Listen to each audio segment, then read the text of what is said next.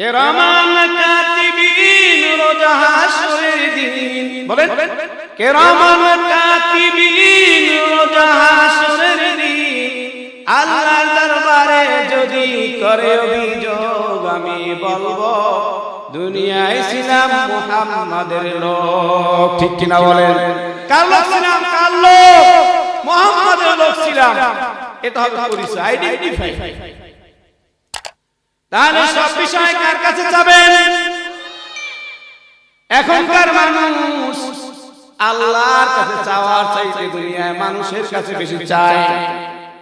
অর্থের অভাব পড়ে গেছে, আল্লাহর কাছে নামাজ আদায় করার পরে বলার চাইতে দুনিয়া বিভিন্ন অবৈধ পথে পা বাড়ায়। আছে না নাই? কোথায় আছে সুদের টাকা খরচ করো, অথচ বিপদে পড়লে নাম্বার 1 চাইতে হবে সাহায্য আমার আল্লাহর কাছে। ঠিক কিনা বলেন? আল্লাহর কাছে যদি চায়, আল্লাহ বলেন আমি বান্দাকে দিয়ে দেই। রব্বুল আলামিন বলেন আমার সাহায্য যদি বান্দা পেতে চায়, বান্দার 2টা পুঁজি লাগবে। কয়টা পুঁজি? 2টা পুঁজি নিয়ে বান্দা যদি আমার কাছে চাইতে পারে, বান্দার যা যা দরকার সব আমি আল্লাহ মিটিয়ে দেব। কয়টা পুঁজি লাগবে? 2টা পুঁজি নিয়ে বান্দা যদি আল্লাহর কাছে চাইতে পারে, আল্লাহ তাআলা বান্দার অভাবগুলোকে মোচন করে দিতে পারে। পারে কি পারে না? আল্লাহর ভান্ডারে যা আছে পৃথিবীর কারো ভান্ডারে আছে? এজন্য রব্বুল আলামিন মন্ত্র শিখাই দিয়েছেন, ইয়া আইয়ুহাল্লাযীনা আমানুস্তাঈনু বিস-সাবরি ওয়াস-সালাহ ইন্নাল্লাহা মা'আস-সাবিরিন।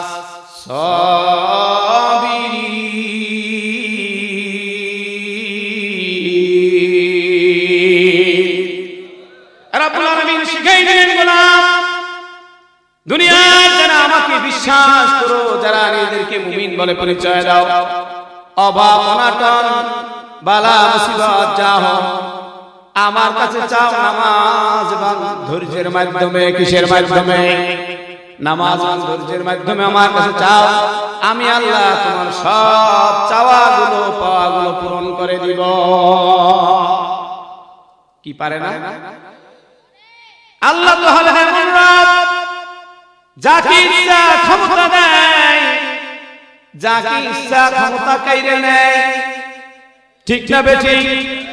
যাকে ইচ্ছা দেয়, যার থেকে চায় ইজ্জতকে ছিনাইয়া বেইজ্জতি করে। অহংকার দাম্ভিকতা পৃথিবীতে কম ছিল না। সব অহংকারী দাম্ভিকওয়ালা অহংকার জমিনের মধ্যে চূর্ণ বিচূর্ণ করে দিয়েছেন। তিনি কে? জোরে বলেন তিনি কে? এত দাম্ভিকতা, এত স্বৈরাচার, এত প্রভাব, এত ক্ষমতা, দুনিয়ার কাউকে কিছু মনে করে না। সব ডন কেয়ারে পরিণত হয়ে গেছে। নিজের খোদার আসনে বসাই দিয়েছে। ছেড়ে যায় সব, ছেড়ে যেতে হয়। মৃত্যু মানে না কারো পরিচয়। সব রাজা মহারাজা আর মহাবীর, সব রাজা মহারাজা আর মহাবীর, কাউকে সে অবকাশ দেয় না, কাউকে সে অবকাশ দেয় না। পৃথিবীতে কেউ স্থায়ী হয় না। ও না সে ফিরাউন কিবা নমরুদ, কেউ ভাবে চিরকাল রয় না, কেউ ভাবে চিরকাল রয় না। ঠিক কিনা বলেন? এজন্য মালিকের জমিনে যখন চলবো, মালিকের বিধান মেনে চলবো। ঠিক কিনা বলেন? আল্লাহর জমিনে যখন চলবো, নবীর দিন মেনে চলবো। হায়াত যতদিন আছে আল্লাহর বিধান নবীর তরিকা ছাড়া আর কোন পথ আর কোন মত আমাদের সামনে খোলা না। তাহলে যে কথা বলতেছিলাম, কিছু চাইতে হলে কার কাছে চাবো? জোরে বলেন, কার কাছে চাবো? নাকি খাজার কাছে, নাকি বাবার কাছে? এমন এই যুগে আবু জাহেল মার্কা লোক আছে, মাজারে গিয়ে সিজদা দেয়, আসে না নাই? মাজারের ধুলা মাদুনির ভিতরে বসে তাবিজের মতো গলায় ব্যবহার করে। মাজারের ধুলা এনে যেই নারীর সন্তান হয় না তার গলায় লটকাইয়া রাখে, আসে না নাই? জোরে বলেন। নারী পুরুষ একত্রে গোসল করে দেয় সন্তানের আশায়। রব্বুল আলামিন শিখাই দিলেন, গোলাম যেই জিনিসের প্রয়োজনগুলো সব আমার কাছে বলো, আমি দিয়ে দেব, কিন্তু লাগবে দুইটা সম্বল। কয়টা সম্বল?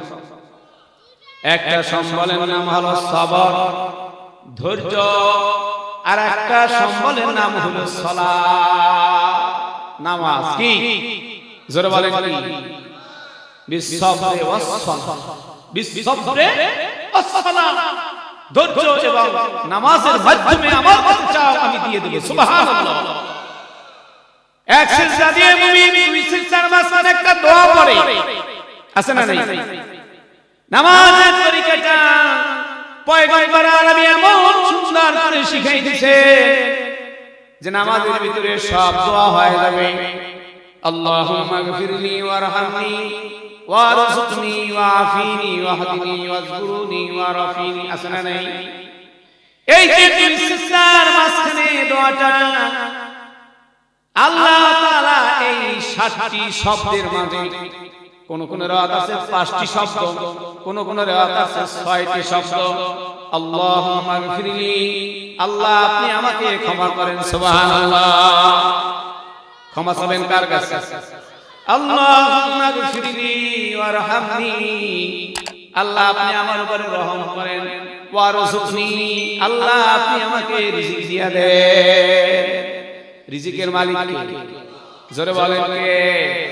রিজিক বলতে শুধু টাকা পয়সা অর্থ করি না, যার যে জিনিস প্রয়োজন ওই প্রয়োজনটাই তার রিজিক। মানুষ কত গ্রাম খায়? ১ কেজি ১.৫ কেজি খায়, কিন্তু এই মানুষগুলো রিজিকের এত পেরেশানি করে, এত চিন্তিত হয়। সমুদ্রের ভিতরে যে নীল তিমিটা আছে দৈনিক ১০ টন খায়, অত চিন্তা নাই, আছে না নাই? আমরা মানুষ সামান্য খাবার খাই, সামান্য বস্তু নিয়ে চলি, তাতে হারামে জড়িয়ে যায়।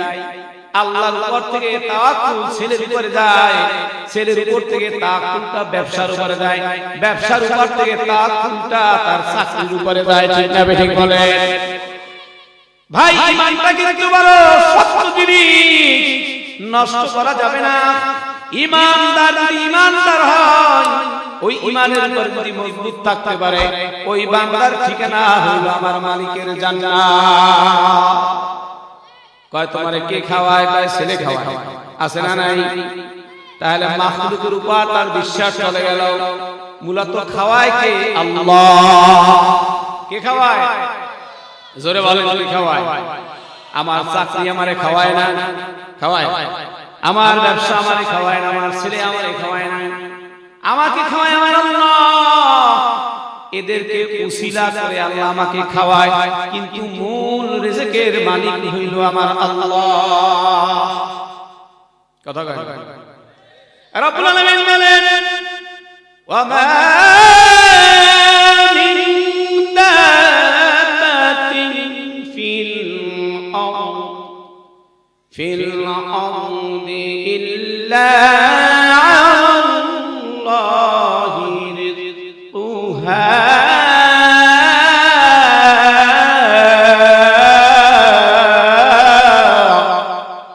জমিনে যারা আছে, গর্তের পিপিলিকা থেকে শুরু করে সব জীবের রিজিকের জিম্মাদার আমি আল্লাহ। তাহলে চাবো কিসের মাধ্যমে? ধৈর্যের মাধ্যমে। আমাদের নামাজের ভিতরে ধৈর্য নাই, মজলিসের ভিতরে ধৈর্য নাই, আছে না নাই? রুকুর মধ্যে ধৈর্য নাই, সিজদার মধ্যে ধৈর্য নাই। আছে না নাই? সিজদা দেয় যথার্থ সিজদা হয় না, রুকু দেয় রুকুর মধ্যে যথার্থ সময় নেয় না, রুকুর থেকে দাঁড়িয়ে সঠিক না দাঁড়িয়ে আবার সিজদা দেয়, আছে না নাই? দুই সিজদার মাঝখানে সোজা হয় না, বসে আবার সিজদা দেয়, আছে না নাই? অর্থাৎ নামাজের ভিতরে আমাদের ধৈর্য নাই, কথা কয় না? রোজার ভিতরে আমাদের ধৈর্য হারান, হজের ভিতরে ধৈর্য হারান। দেখবেন গানের মজলিসে বসলে সময় কখন যায় কেউ খেয়াল করে না, কিন্তু মাহফিলে বসলে বারবার সময়ের কথা চিন্তা আসে, কথা কয় না? মসজিদে গিয়ে হুজুর যদি 5 মিনিট বয়ান বেশি করে বারবার ঘড়ির দিক তাকায়। মিথ্যা বললাম না ঠিক বললাম? কথা বলেন। অথচ চার দোকানে ঘন্টা বাই ঘন্টা গিবাতে কাটে, সে কাটে কাটে কার ছেলে কেমন, কার মেয়ে কেমন, কোন হুজুরে কোন সূরাতে নামাজ পড়ে, কোন হুজুর জোরে মিলাদ করে, কোন হুজুরে জোরে হাঁটতে দেয়, আছে না নাই? কার মেয়ে কি করে, কার ছেলে কি করে, নিজের খবর নাই, বাইরের মানুষের খবরের হিসাব লয়। গিবাতে আড্ডাখানায় পরিণত গেলে, গিবাতের মজলিসগুলো গেলে টাইমের আর কোনো যত্নশীল না, অথচ দিনই মজলিসে গেলে বারবার টাইমের কথা চিন্তা করে। অথচ আমাদের পূর্বে আকাবের হযরতেরা টাইমের দিনের ব্যাপারে তাদের সময় বেশি ছিল, দুনিয়াবি সময় তাদের কম ছিল, ঠিক কিনা বলেন? আর আমাদের দুনিয়াবি সময়টা বেশি হয়ে গেছে, আর আখিরাতের জন্য সময় পাই না। কি ভাই নামাজ নাই কেন? চাকরির এত ব্যস্ততা, নামাজ পড়ার সময় পাই না। কয় ব্যবসার এত ব্যস্ততা, নামাজ পড়ার সময় পাই না। আরে আহাম্মদ মালিক যে তোমারে 24টা ঘন্টা দিল, এই 24টা ঘন্টা একটা বড় নিয়ামত। এই 24টা ঘন্টার ভিতরে মালিকের 5 ওয়াক্ত নামাজে কিছু সময় তুমি দিতে পারলা না, কিছু জিকির করার সময় তুমি পাইলে না, কিছু দিনের কাজে সময় ব্যয় করার সময় তোমার নাই। তোমার যে সময় নামক নিয়ামতটা দিল, এই নিয়ামতটা তোমারে কে দিল? প্রতিটি নিয়ামত সম্পর্কে প্রশ্ন করা হবে। তাহলে আমাদের যা প্রয়োজন দুনিয়ার কাছে চাবো না, একমাত্র আল্লাহর কাছে চাবো। কার কাছে? রব্বুল আলামিন আমাদেরকে সেই সবক দিয়ে দিলেন সূরা বাকারা, ইয়া আইয়ুহাল্লাযীনা আমানুস্তাঈনু বিস-সাবরি ওয়াস-সালাহ ইন্নাল্লাহা